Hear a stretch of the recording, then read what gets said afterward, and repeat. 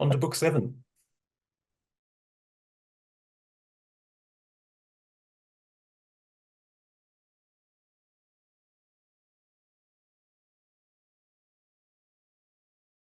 Descent from Urania, by that name, if rightly thou art called, whose voice divine following, above the Olympian hill I soar, above the flight of Pegasian wing.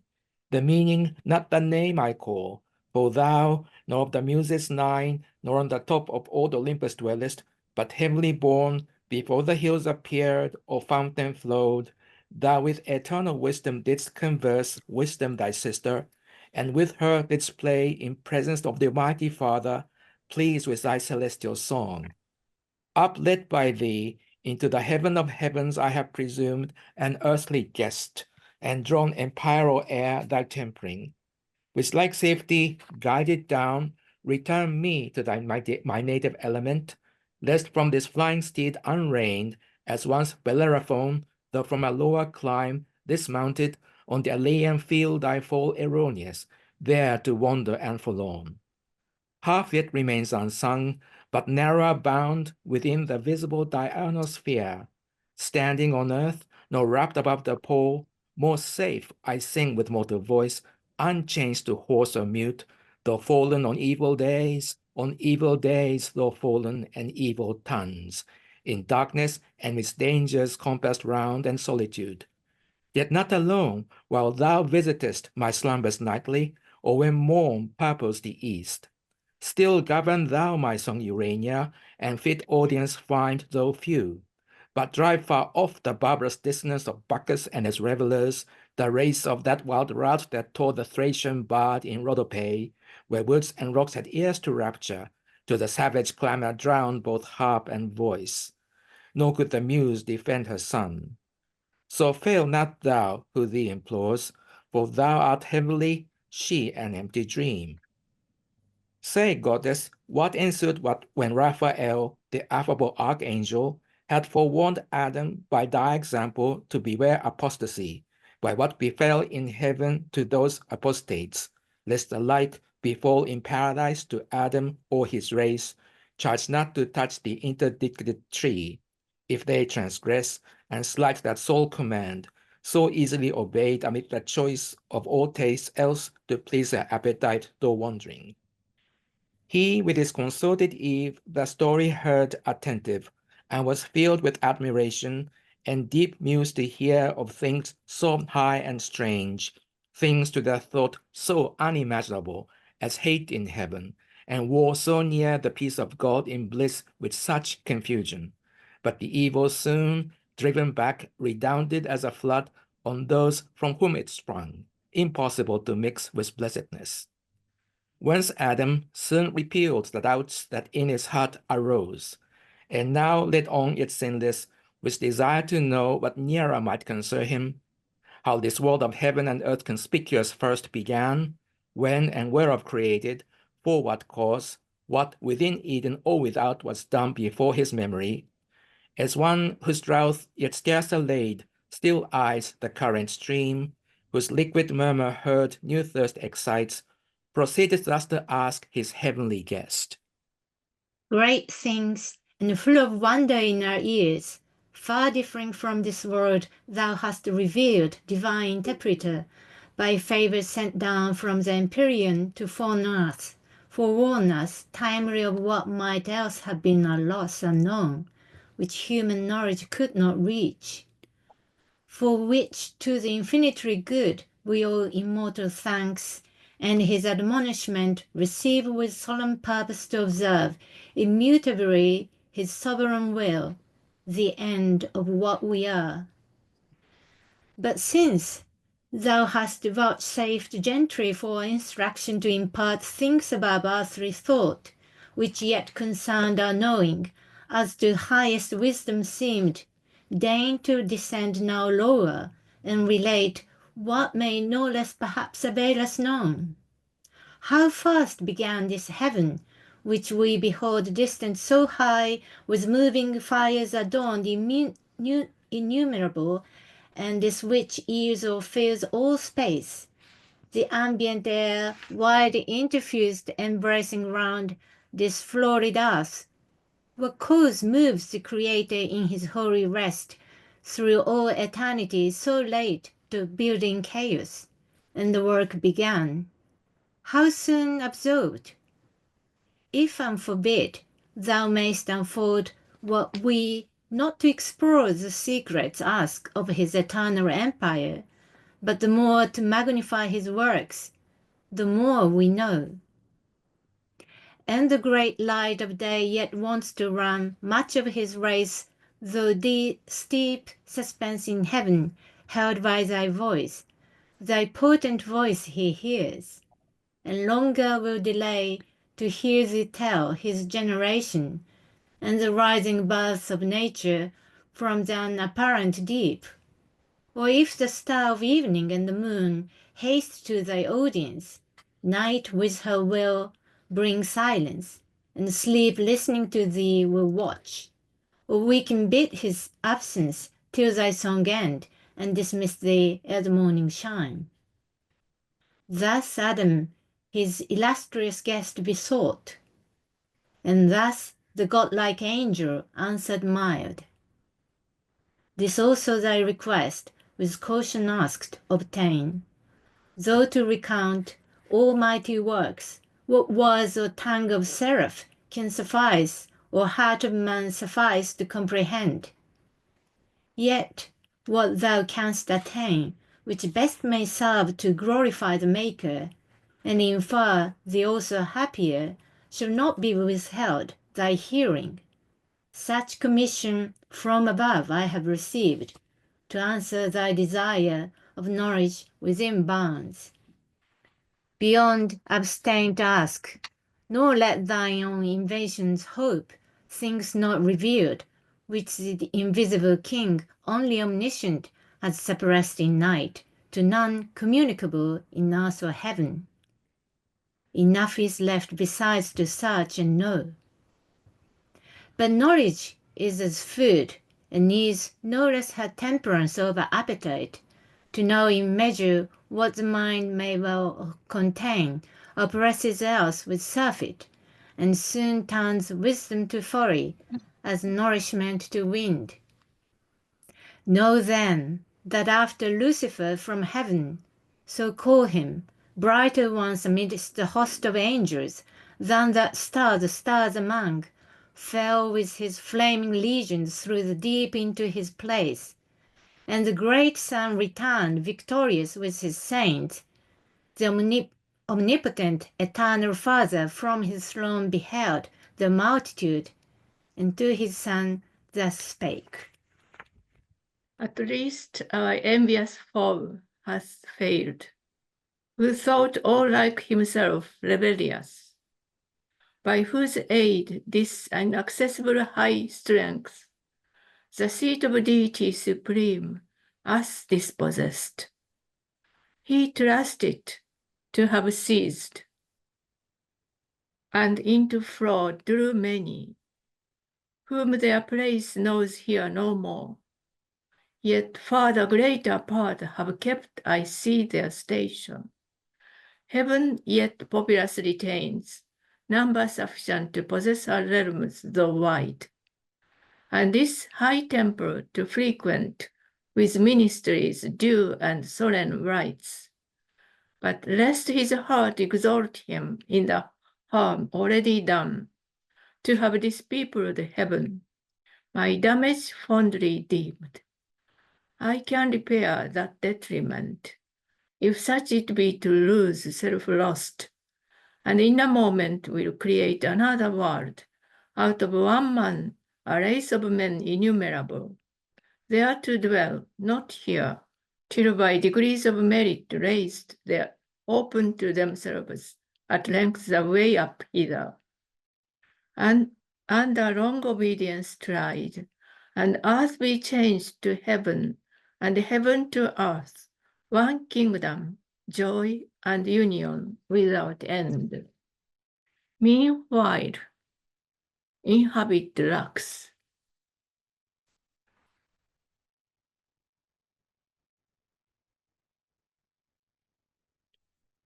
Ye powers of heaven, and of my thou my word, begotten Son, by thee this I perform. Speak thou, and be it done. My overshadowing spirit and might with thee I send along. Ride forth, and bid the deep, within appointed bounds, be heaven and earth. Boundless the deep, because I am, fulfill infinitude, nor vacuous the space.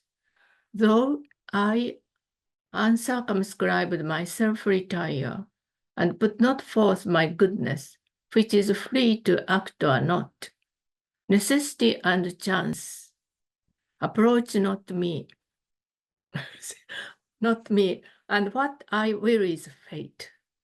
So spake the Almighty, and to what he spake his word, the filial Godhead gave effect. Immediate are the acts of God, more swift than time or motion, but to human ears cannot without process of speech be told. So told as earthly motion can receive. Great triumph rejoicing was in heaven when such was heard declared the Almighty's will. Glory they sang to the Most High, goodwill to future men, and in their dwellings peace. Glory to him whose just avenging ire had driven out the ungodly from his sight, and the habitations of the just. To him glory and praise, whose wisdom has ordained good out of evil to create. Instead of spirits malign, a better race to bring into their vacant room, and thence diffuse his good to worlds and ages infinite. So sang the hierarchies. Meanwhile the sun on his great expedition now appeared, God with omnipotence, with radiance crowned majesty divine, sapience and love immense, and all his Father in him shone. About his chariot numberless were poured cherub and seraph, potentates and thrones, and virtues, winged spirits and chariots winged.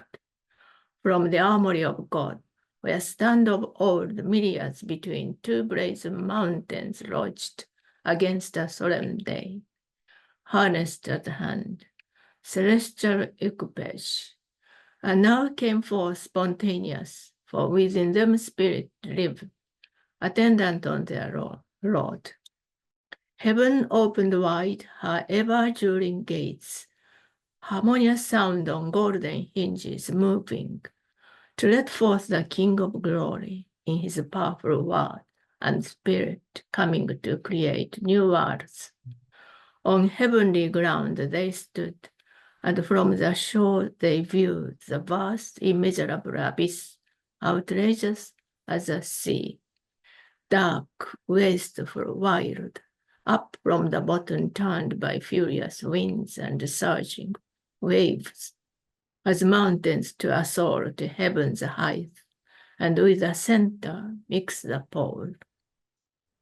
Silence, ye troubled waves, and thou deep peace, said them the omnific word, your discord end. Now stayed, but on the wings of cherubim uplifted, in paternal glory rode far into chaos and the world unborn. For chaos heard his voice, him all his train followed in bright procession to behold creation and the wonders of his might. Then stayed the fervid wheels, and in his hand he took the golden compasses prepared in God's eternal store to circumscribe this universe and all created things.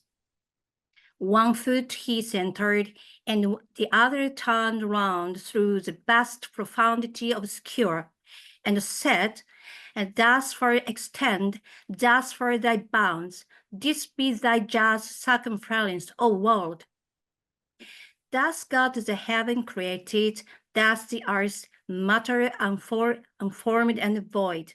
Darkness profound covered the abyss, But on the watery calm, his brooding wings, the Spirit of God, outspread, and vital virtue infused, and vital warmth throughout the fluid mass. But downward passed the black Tartareus cold infernal dregs, adverse to life. Then founded, then conglobed, like things to like. The rest to several places disparted, and between sperm out the air, and the earth self-balanced on her center hang. Let there be light, said God, and forthwith light ethereal, first of things, quintessence pure, sprang from the deep, and from her native east to journey through the early gloom began, sphered in a radiant cloud, for yet the sun was not. She in cloudy tabernacle sojourns while. God saw the light was good, and light from darkness by the hemisphere divided. Light of the day and darkness night he named. Thus was the first day, even and morn, nor passed uncelebrated, nor unsung by the celestial choirs, when orient light exhaling first from darkness they beheld. Birthday of heaven and earth, with joy and shout, the whole universal awe they filled, and touched their golden harps, and hymning praise God in his works, Creator hymn they sang, both when first evening was, and when first morn. Again God said, let there be firmament amid the waters, and let it divide the waters from the waters. And God made the firmament, expansive liquid, pure, transparent, elemental air, diffused in circuit to the uttermost convex of this great round. Partition firm and sure, the waters and the nears from those above dividing. For as ours, so the world, built on circumfluous waters calm, in wide crystalline ocean, and the loud misuse and misrule of chaos far removed, lest fierce extreme contiguous might distemper the whole frame. And heaven he named the firmament. So even and morning chorus sung the second day. The earth was formed, but in womb as yet, of waters, embryon, immature, involved, appeared not, over all the face of earth, made ocean proud, not idle, but with warm prophetic humor, softening all her growth, fermented the great body to conceive, satiate with genial moisture, when God said, be gathered now in waters and in heaven into one place, and let dry land appear. Immediately the mountains hued appear, imagined, and their broad bare backs upheave into the clouds. Their tops ascend the sky, so high as heave the tumid hills, so low down sank a hollow bottom, broad and deep, capacious bed of waters. Thither they hasted, with glad precipitance, abroad as drops on dust come growing from the dry. Part rise in cluster wall, or rigid dialect for haste. Such fright the great command impressed on the soft frets, as armies at the call of trumpet. For of armies thou hast heard, troop to their standard, so the water is thronged, wave rolling after wave, whereway they found, if steep, with torrent laughter, if through plain, soft ebbing.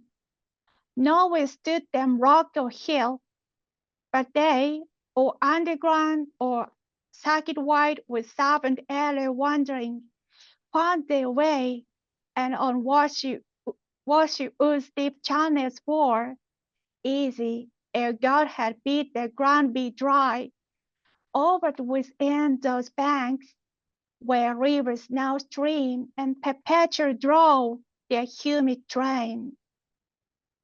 The dryland earth and the great receptacle of congregated waters he called the seas, and saw that it was good, and said, let the earth put forth the verdant grass, have yielding seed, and fruit tree yielding fruit after her kind, whose seed is in herself upon the earth.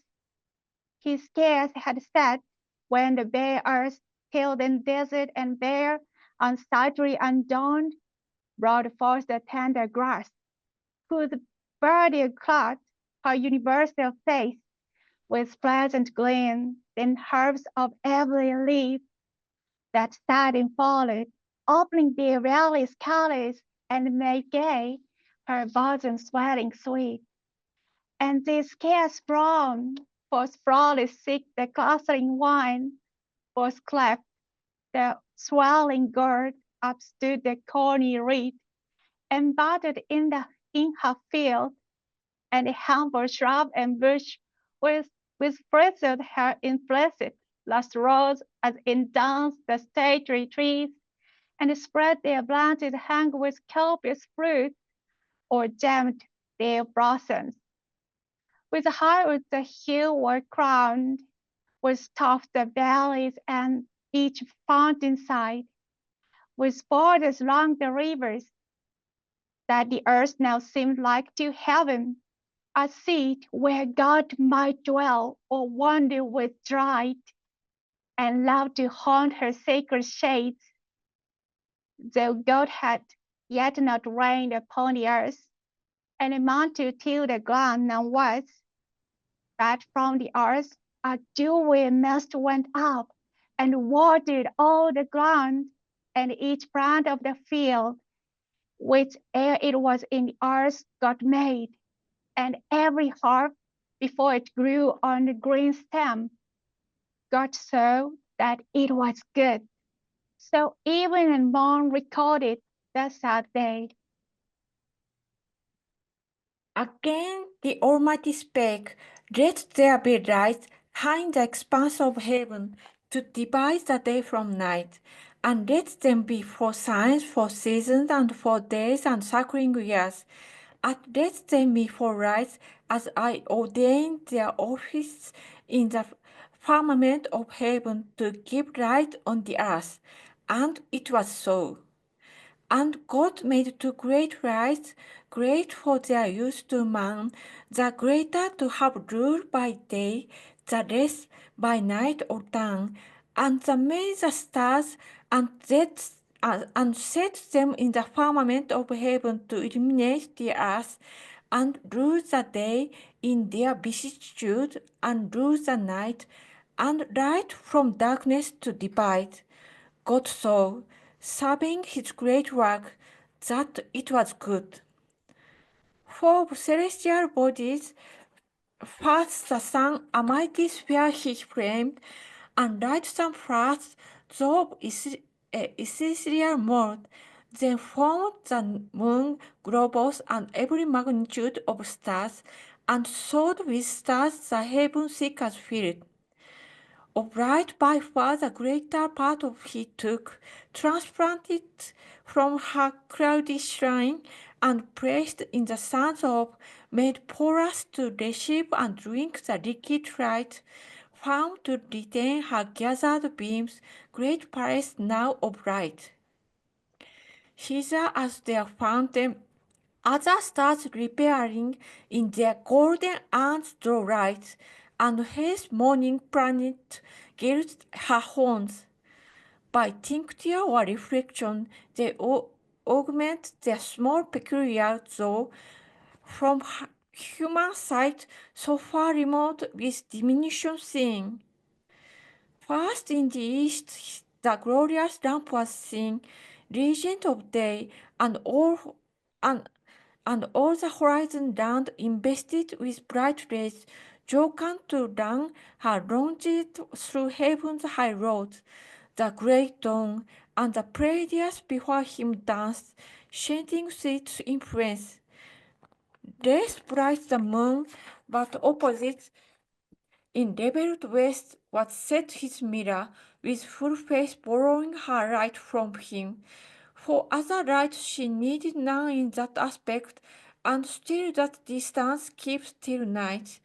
Then in the east, her turn she shines, revolved on heaven's great axle, and her reign with thousand lesser lights, dividual holes with thousand stars that then appeared sparkling the hemisphere. Then first adorned with her white luminaries that set and rose. Glad evening and glad morn crowned the fourth day. And God said, let the waters generate reptile with spawn abundant, living soul, and let fowl fly above the earth, with wings displayed on the open firmament of heaven. And God created the great whales, and each so living, each that crept, which plenteous the waters generated by their kinds, and every bird of wing after his kind.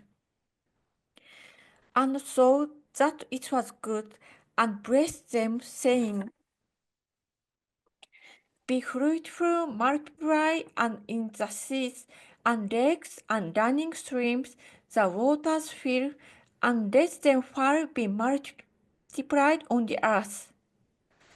Forthwith the sound and seas, each creek and bay, with fire innumerable small and shoals of fish, that with their fins and shining scales glide under the green wave scar that oft banks that mid-sea.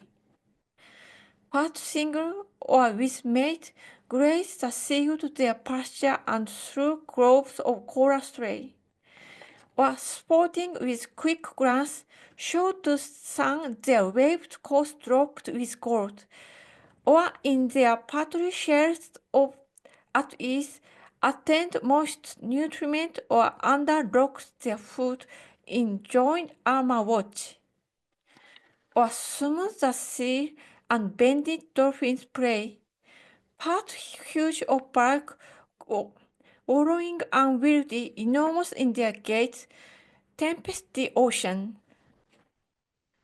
Their Leviathan, hugest of living creatures, on the deep stretch like promontory slips or swims, and seems a moved land, and at his crest draws in, and at his trunk spout out of a sea. Meanwhile, the tepid caves and fens and shores, their brood as numerous hatch from the egg that soon bursting with kindly rapture false disclosed their callow young. But feathered soon and fledged, they summed their pens, and soaring the air sublime, with clang despised the ground under a cloud in prospect. There the eagle and the stork on cliffs and cedar tops their eyrie build. But loosely winged the region, part more wise and common, ranged in figure wetch their way, intelligent of seasons, and set forth their airy caravan high over seas flying, and over lands with mutual wing easing their flight. So steers the prudent crane her annual voyage, borne on winds. The air floats as they pass, fanned with unnumbered plumes. From branch to branch the smaller birds with song solace the woods, and spread their painted wings till even. Nor then the solemn nightingale ceased warbling, but all night tuned her soft lays. Others on silver lakes and rivers bathed their downy breast. The swan with arched neck between her white wings mantling proudly rose her state with oary feet. Yet oft they quit the dunk, and rising on stiff pennons, tower the mid-aerial sky. Others on ground walked firm, the crescent cock, whose clarion sounds the silent hours, and the other whose gay train adores him, colored with the florid hue of rainbows and starry eyes. The waters thus with fish replenished, and the air was foul, evening and morn solemnize the fifth day. The sixth, and of creation last, arose with evening harps and matin, when God said, "Let the earth spring forth soul living in her kind, cattle and creeping things, and beasts of the earth, each in their kind." The earth obeyed, and straight opening her fertile womb, teemed at the birth innumerous living creatures, perfect forms, limbed and full-grown. Out of the ground uprose, as from his lair, the wild beast where he once, in forest wild, in thicket, brake, or den, among the trees in pairs they rose, they walked, the cattle in the fields and meadows green, those rare and solitary, these in flocks pasturing at once, and in broad heads upsprang. The glassy clothes now carved, now half appeared, the tawny lion, pawing to get free his hinder parts, then springs as broke from bonds, and rampant shakes his brinded mane. The ounce, the leopard, and the tiger, as the mole rising, the crumbled earth above them threw in hillocks. The swift stag from underground bore up his branching head. Scarce from his mould, behemoth, biggest born of earth, upheaved his vastness, freed the flux and bleating rose as plants. Ambiguous between sea and land, the river horse and scaly crocodile. At once came forth whatever cleaves the ground, insect or worm, those waved their limber fans for wings, and smallest lineaments exact in all the liveries decked of summer's pride, with spots of gold, purple, azure, and green. These as a line they long dimension drew, streaking the ground with sinuous trace. Not all minims of nature, some of serpent kind, wondrous in length and corpulence, involved their snaky falls and added wings. First crept the parsimonious eminent, provident of future, in small room large heart enclosed, pattern of just equality, perhaps hereafter, joined in her popular tribes of commonalty. Swarming next appeared the female bee that feeds her husband drone deliciously and builds her waxen cells with honey stored. The rest are numberless, and thou their natures know'st, and gavest them names, needless to thee repeated, nor unknown the serpent, subtlest beast of all the field, of huge extent sometimes, with brazen eyes and hairy mane terrific, though to thee not noxious, but obedient at thy call. Now heaven in all her glory shone and rolled, her motions as the great first mover's hand first wheeled their course. Earth in her rich attire consummate lovely smiled. Air, water, earth, by fowl, fish, beast was flown, was swum, was walked frequent.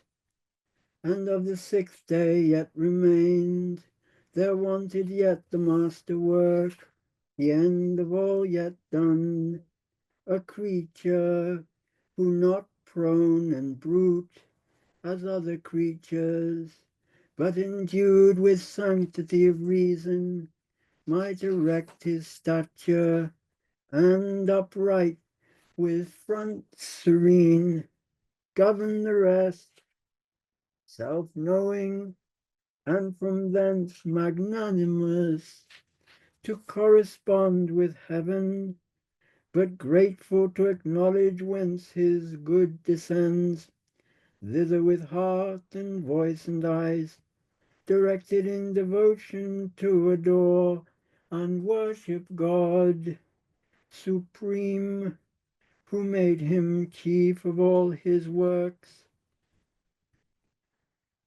Therefore, the omnipotent, eternal Father, for where is not he present, thus to his Son audibly spake,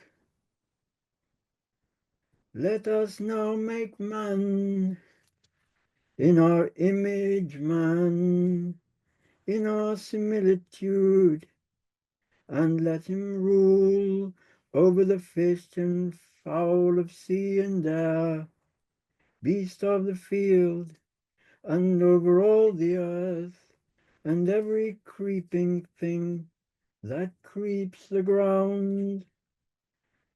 This said, he formed thee, Adam, thee, O man, dust of the ground, and in thy nostrils breathed the breath of life.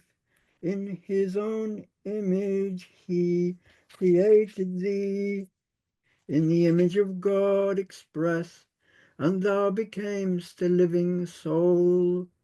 Male he created thee, but thy consort female for race. Then blessed mankind and said, be fruitful, multiply and fill the earth, subdue it, and throughout dominion hold over fish of the sea and fowl of the air, and every living thing that moves on the earth. Wherever thus created, for no place is yet distinct by name, thence, as thou knowest, he brought thee into this delicious grove, this garden planted with the trees of God, delectable both to behold and taste, and freely all their pleasant fruit for food gave thee. All sorts are here that all the earth yields, variety without end, but of the tree which tasted works knowledge of good and evil, thou mayest not. In the day thou eatst, thou diest. Death is the penalty imposed. Beware, and govern well thy appetite, lest sin surprise thee, and her black attendant death. Here finished he, and all that he had made, viewed, and behold, all was entirely good.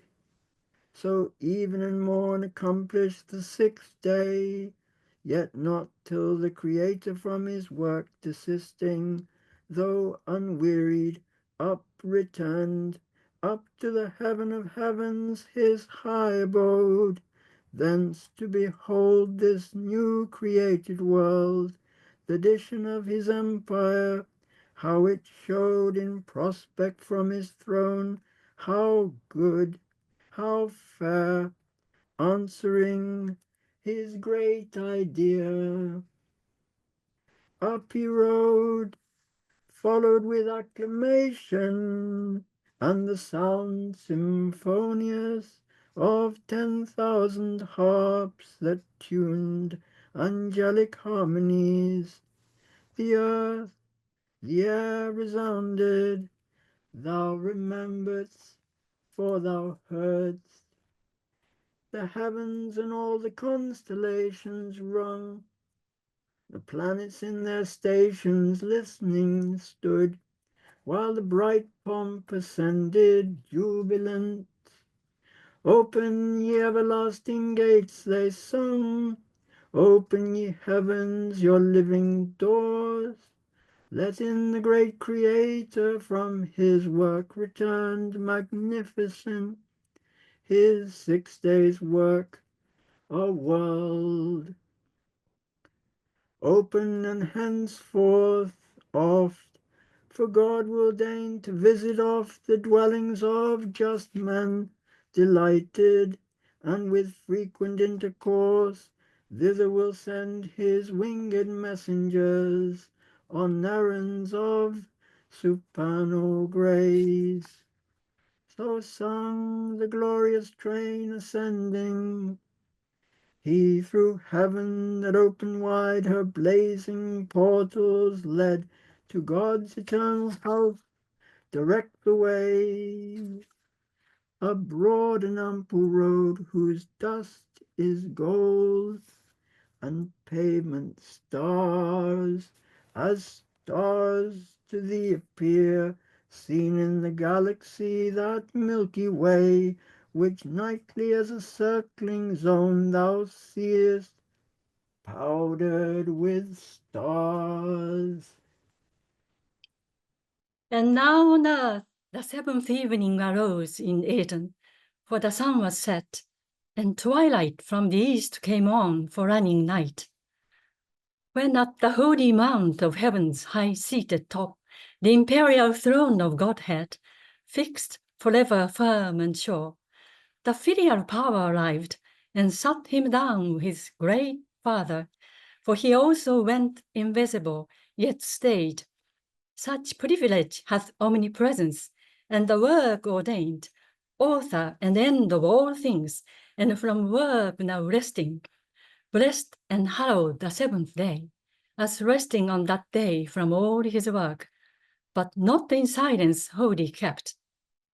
The harp had work and rested not, the solemn pipe and dulcimer, all organs of sweet stop, all the sounds on fret by string or golden wire, tempered soft tunings, intermixed with voice choral or unison. Of incense clouds fuming from golden censers hit the mount. Creation and the 6 days acts they sang. 我が見業は大いなり、エホバよ、道からは限りなし。いかなる思いが汝を計り、いかなる舌が汝を語れるだろう。かの巨人族のごとき天使の反乱から帰還された時よりも、今はなお大いなり。あの日、雷は長井を高めたり、されど、想像するは想像されしものを破壊するより、さらに大いなり。力強き王よ、誰が汝を損ない、御国を限れるだろう。汝は背信の天使らの傲慢な企てと、愚かな計りごとをたやすく退けたもうた。彼らは不敬にも汝を貶め、汝の崇拝者の多数を引き離さんと図ったが、長井を弱めんとする者は、その意に反して、かえって長力を一層示すことになる。汝はそのものの悪を用いて、悪からさらなる善を創造したもう。Witness this new-made world, another heaven from heaven gate, not far, founded in view on the clear Hyaline, the grassy sea, of amplitude almost immense, with stars numerous, and every star perhaps a world of destined habitation. But thou knowest their seasons. Among these, the seat of man, earth, with her nether ocean circumfused, their present dwelling place. Thrice happy men and sons of men, whom God hath thus advanced, created in his image, there to dwell and worship him, and in reward to rule over his works, on earth, in sea, or air, and multiply a race of worshippers, holy and just. Thrice happy if they know their happiness and persevere upright. So sang they, and the empyrean rang with hallelujahs. Thus was Sabbath kept, and thy request think, now fulfilled, that asked how first this world and face of things began, and what before thy memory was done from the beginning, that posterity informed by thee might know. If else thou seekst aught, not surpassing human measure, say. This is the end of Book 7. Thank you very much.